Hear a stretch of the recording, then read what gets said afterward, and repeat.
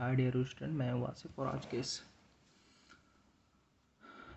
Estimation and valuation video tutorial में हम next topic को डिस्कस करेंगे, जो कि है factor influencing the cost of work. इसका क्या मतलब है? वो फैक्टर्स जिसकी वजह से हमारा प्रोजेक्ट की जो कॉस्ट है वो इन्फ्लुएंस होती है, प्रभावित होती है या फिर मुतासर होती है।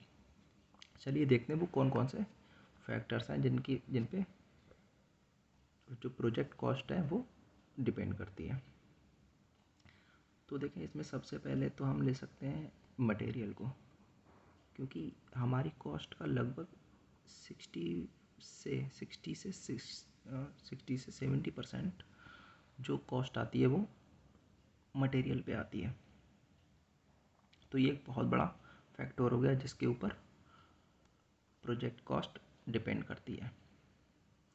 और नेक्स्ट फैक्टर की बात करें तो इसमें हो जाएगा ट्रांसपोर्टेशन भी हो सकता है इसमें, कि ट्रांसपोर्टेशन पे भी एक खासा अमाउंट आता है, तो ट्रांसपोर्टेशन को इसमें हम रख सकते हैं। ट्रांसपोर्टेशन अगर देखें, अगर वहाँ पे ट्रांसपोर्टेशन साइट पे अगर फीजिबल है, वहाँ तक इजी जो व्हीकल वगैरह हैं जिनके थ्रू, तो क्या होगा, जो ट्रांसपोर्टेशन कॉस्ट होगी वो कम होगी। और अगर हमारी टोपोग्राफी ऐसी है, सपोज़ कर लें जो एरिया वो कैसा है, हिली है, तो वहाँ पे क्या होगा, ये जो ट्रांसपोर्टेशन कॉस्ट होगी ये ज़्यादा होगी। इसी तरह से जो ट्रांसपोर्टेशन कॉस्ट है वो उस पर इफ़ेक्ट डालती है। और इस नेक्स्ट फैक्टर की बात करें तो इसमें हम टूल्स वगैरह को, जो मशीनरी होती है, इसको लिया जाता है, क्योंकि जो हैवी मशीनरी वगैरह होती हैं इन पे भी खासी कॉस्ट आती है। ये भी जो प्रोजेक्ट है इसको मुतासिर करती हैं, उसकी कॉस्ट को मुतासिर करती हैं। अब नेक्स्ट हमारा जो, और जिनके बगैर प्रोजेक्ट आगे बढ़ ही नहीं सकता, वो क्या हो गया, लेबर कॉस्ट। ये भी एक, ये समझिए मटेरियल के बाद जो सबसे ज़्यादा इन्फ्लुएंस करता है प्रोजेक्ट की कॉस्ट को, वो लेबर है। लगभग प्रोजेक्ट की कॉस्ट का 30 से 35% तक इसको मान सकते हैं, ये जो लेबर कॉस्ट में लग जाता है हमारा।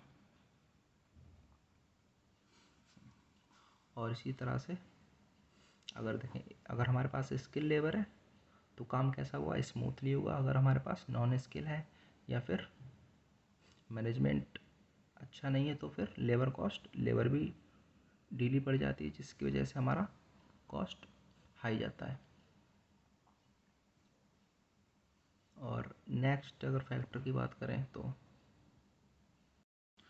तो इसमें हम ऊपरी खर्चे मानते हैं, ऊपरी खर्चों को भी ले सकते हैं। ओवरहेड चार्जेस जिसको बोलते हैं, ओवरहेड चार्जेस कैसे होते हैं, ये ऐसे कॉस्ट होती है जो जब ड्राइंग के टाइम हमें इसका अंदाज़ा नहीं हो सकता, ये ड्यूरिंग प्रोजेक्ट ही आती है। जैसे कि मान लें कोई एक्सीडेंट हो गया, तो ये इसका जो, जिस बंदे का भी एक्सीडेंट हुआ है, इस पे जो कॉस्ट आएगी वो जो फर्म प्रोजेक्ट बनवा रही है उसी को ही बेयर करना पड़ेगा, तो जिसकी वजह से क्या हो जाएगी, उसकी प्रोजेक्ट की कॉस्ट बढ़ जाएगी। और भी कई रीज़न हो सकते हैं, जिसमें लेबर अगर स्ट्राइक पे चली जाती है तो ये भी इसका रीज़न हो सकता है। और भी कई इसी तरह से इससे कई रीज़न हो सकते हैं, जिनको हम किस में रखेंगे, इसको ओवरहेड चार्जेस में। एंड नेक्स्ट अगर फैक्टर की बात करें जो इन्फ्लुएंस कॉस्ट को काफ़ी मुतासर करता है, काफ़ी तो नहीं, बहरहाल करता तो है, जिसमें एक हो सकता है मैनेजमेंट, कि वहाँ उस साइट का जो मैनेजमेंट है वो किस तरह का है। देखिए, मैन पावर अगर अपनी विल के साथ काम करेगी तो काम कैसा होगा, स्मूथ भी होगा और विद इन टाइम भी होगा और सही से होगा। और अगर इसी के बरक्स अगर वहाँ का मैनेजमेंट अच्छा नहीं है तो देखें, एक तो जो मैन पावर है, एक तो वो दिल लगा कर काम नहीं करेगी हमारी, और हो सकता है वो अगर मैनेजमेंट का बिहेवियर और ज़्यादा रूड है या फिर और ज़्यादा ख़राब है तो हो सकता है लेबर जो है स्ट्राइक पे भी चली जाए।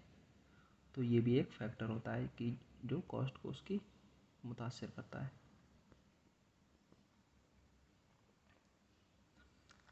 तो ये हो गया जो फैक्टर्स कौन कौन से थे जिनके ऊपर कॉस्ट डिपेंड करती है, और जो या फिर जिसको वो फैक्टर जो कॉस्ट को इन्फ्लुएंस करते हैं, प्रभावित करते हैं।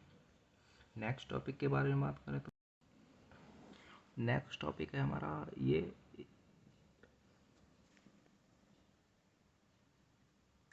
प्रारंभिक प्रारंभिक लागत और दूसरा है विस्तृत लागत।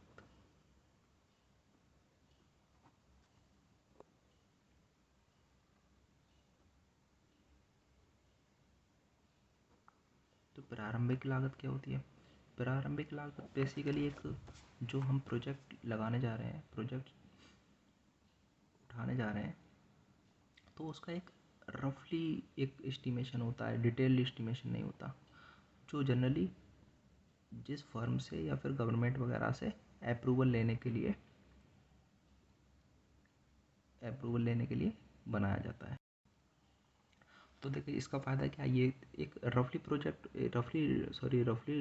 ड्राइंग होती है, तो जो एक इसमें टाइम नहीं लगता इसको तैयार करने में।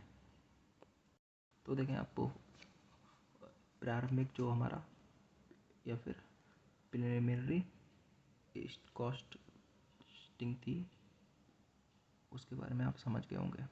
जो क्या होता है, रफली एक ड्राइंग होती है, रफली जो क्वांटिटी सर्वेइंग होती है, जो जनरली गवर्नमेंट से प्रोजेक्ट के लिए अप्रूवल लेने के लिए हम बनाते हैं।